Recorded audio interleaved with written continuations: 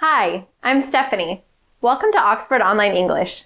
In this lesson, you'll learn how to improve your reading skills in English. We'll show you the number one mistake English learners make when they try to practice their reading in English and how to avoid it. You'll see a step-by-step plan that you can use to improve your English reading skills, and we'll give you several suggestions to improve your English reading level more quickly and efficiently. You heard just now that there's one big mistake that many English learners make when trying to practice reading. So what is it? And how can you avoid it? Here's a situation. Think about whether you've been here before. You start reading something in English. You can't understand a lot of it, and there are many unknown words. You start looking up every word you don't know in the dictionary. 30 minutes later, you're either asleep or you've read about 2 paragraphs. Of course, this makes you feel bad, and you start feeling that you can't read in English, that it's too difficult, and so on. But this isn't true. You can read in English, and you can improve whatever your English level is now. What's the key? You need to select materials at the right level. Often, people try to read the same things they would read in their native language. But if your English level is intermediate, like many of the learners we meet, then you need to accept that you can't read all the same things in English that you would read in your own language. If you try, you'll probably feel frustrated and maybe give up. So it's essential to select reading materials that are the right level for your English abilities now. But how can you do that? Here are some tests you can use. 1. Can you understand the general meaning of the text without using a dictionary? 2. Can you understand the general meaning of most sentences without using a dictionary? 3. Can you read the text at a reasonable speed? This is subjective, but it shouldn't take an hour to read a few paragraphs. If you can't answer yes to these questions, then the text is probably too hard. Of course, you don't want it to be too easy either. If you can understand everything the first time, it's probably too easy. There should be some words and ideas which aren't easy to understand. You're probably thinking, so where can I find suitable materials? That's a hard question to answer because this depends on your level, your study goals, and your personal tastes. Here's one suggestion. Look for graded readers. Graded readers are books adapted specially for English learners. They take famous stories, or even things like Shakespeare plays, and adapt them for different levels.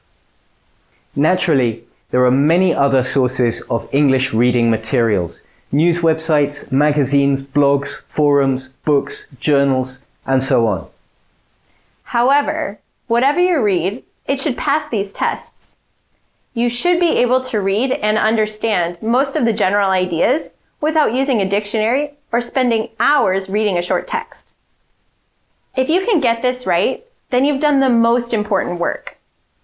Remember that you don't have to finish reading everything you start. For this lesson, we're talking about reading in order to improve your English level. To do this, you need to find the right materials at the right level. Don't waste your time trying to read things which are much too difficult. So what's the next step? Let's get one thing clear. Improving your reading skills in English is going to take a lot of time. It's not something you can do in days or weeks. There aren't any tricks which can help you to improve faster. So, the best thing you can do is very simple. Read as much as possible. Spend as much time reading in English as you can. Also, variety is important in your reading practice. If you read the same kind of texts again and again, you'll get good at reading that kind of text. For example, if you only ever read news articles about economics, you'll get very good at reading news articles about economics. But you might find it difficult to read other styles of text on other topics. If you've seen our video about how to improve your listening, then you might recognize these ideas. That's because improving your reading and improving your listening need a similar approach. Let's make an example reading study plan together. But first, we want you to think about something. How many different things could you read in English? Pause the video and try to think of 5 things you could read. Make them as different as possible. Ready? Let's make a reading study plan together. There are 2 rules. 1. Do something every day. If you're very busy, try to do 5 minutes a day. 5 minutes is better than nothing. If you can do 10 minutes a day, do 10 minutes. If you can do more, do more. But do something, even if it's just a little bit. 2. Do something different every day. If you read part of a novel one day, then read something different the next day. Also, try to find things you're interested in and that you really want to read. That way, it won't feel so much like studying, which will make it easier to do regularly. Anyway, here's a possible plan for 1 week. Monday, read 1 to 2 pages of a short story. Tuesday, read a blog post. Wednesday, read a BBC news article. Thursday, do a reading exercise from an English textbook. Friday, read a film review online. Saturday, read the comments on a news article on a website. Sunday, read the lyrics to a song. Of course, you should make your own plan to suit your own interests and level. When you've made your plan, write it down and stick it on a wall, or your bathroom mirror, or somewhere where you'll see it every day. When you finish each thing, cross it off your plan. That way, you can track what you've done and feel good about finishing your plan. On the one hand, it's good to challenge yourself. So give yourself 1 or 2 harder days where you're reading more or reading something more difficult. On the other hand, be realistic and don't try to do too much. It's more important to make reading in English a long-term habit. So make a plan which you can stick to regularly. Next, keep doing this every day, every week, every month. You might not feel that you're getting better, but over time you will improve.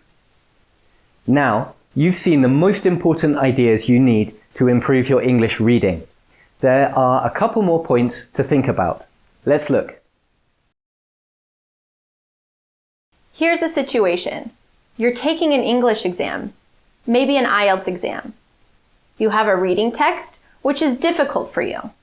There are many words you haven't seen before and many sentences which you don't understand clearly. The clock is ticking. What can you do? Are there any tricks to make it easier to understand the text in this situation? Surely there must be some special techniques which make it easier, right? Not really. If you're reading a text and you don't know many of the words, that's a bad situation. If your grammar knowledge isn't enough to understand complex sentence structures, that's a bad situation. At that moment, when you're in your exam and you're faced with this difficult text, there's really no good solution. There are many videos and lessons giving you reading tips and tricks, including some of our own. However, these are only necessary if your reading level isn't high enough for a specific task, like an IELTS reading exam. These tips and tricks are ways to deal with having a lower reading level than you need. Like everything in this lesson, there's no quick fix here.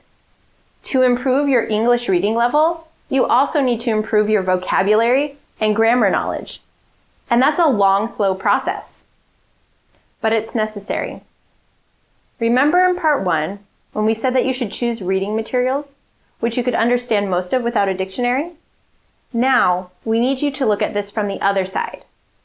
Often in life, you can't choose the things that you need to read. If you're at work or taking an English exam, you'll be given a text. You can't choose to read something easier. In that situation, you need to know most of the words in the text already. If you don't, it will take you a long time and a lot of work to read and understand the text, and there's a high chance that you'll misunderstand parts of it. So what should you do? Firstly, your reading practice needs to be supported by regular grammar and vocabulary work. We won't go into details about this here because it's too big as a topic, but if you need advice, there are many free materials and videos on our channel and on our website to help you learn vocabulary and grammar effectively. Secondly, when you read something in English, don't just read it once.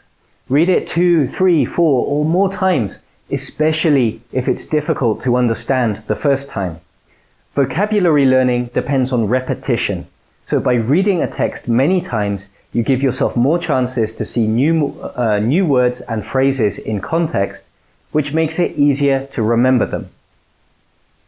Thirdly, as you practice and your reading level improves, increase the difficulty of your reading materials. This way, you'll continuously see new words, new phrases, new sentence structures, and so on. Okay, let's look at one more useful point you can use to practice your English reading. Okay, you're probably bored of hearing that improving your English reading is a long, slow Okay, you get it. We've told you many times. The problem with long, slow processes is that they're often boring. And when something's boring, it can be hard to motivate yourself to do it. So how can you deal with this? The most important point is something you've already heard. Read things you're interested in. However, there are a few other things you can do. One idea is to set yourself challenges. For example, use a timer when reading something and set yourself a time limit. Try to read the whole text within that time. Or get a speed reading app. There are many available in the Apple Store or Play Store, including many free apps. These apps display text at a specific speed, so you have to read at the same speed. As you get better, you can challenge yourself by increasing the speed. Another good challenge is to read texts without a dictionary or any help.